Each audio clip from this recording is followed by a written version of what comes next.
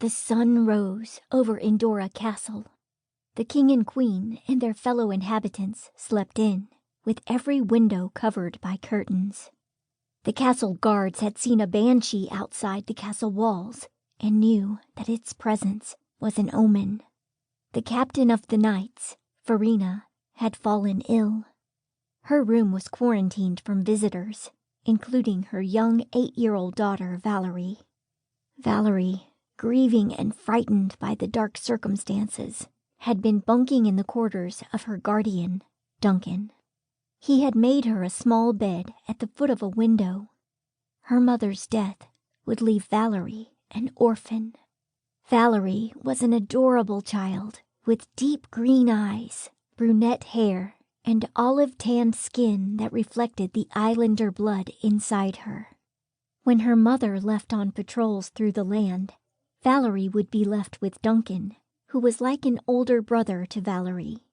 An ex-swordsman, he taught her how to sword fight and the ways of archery. He also taught her how to read and gave her books of science, art, and fairy tales. At a young age, she became fascinated with telekinesis, an ability that she was sure she had. She would boast tales of how she could move objects with a single thought.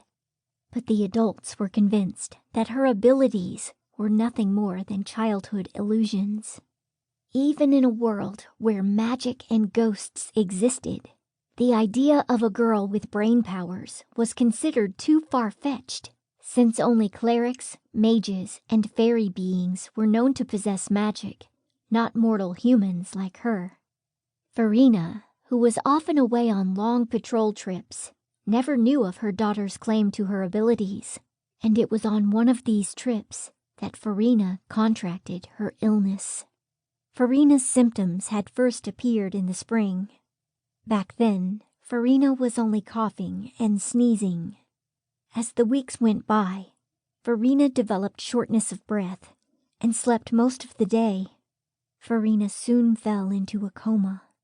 In hopes of saving Farina, the king and queen had sent for a master cleric, Jesus Clogsworth, from the west to come to the castle and examine her. He arrived on a cold October morning. He was dressed in a white cloak, and with him he had bags in one hand and his young son, Travis, a 9-year-old cleric in training, clutching to his other hand.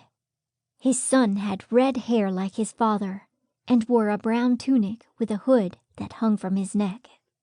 Jesus was trained in the ways of healing, or white magic, as he and many other clerics preferred to call it. Clerics believed in using magic conservatively.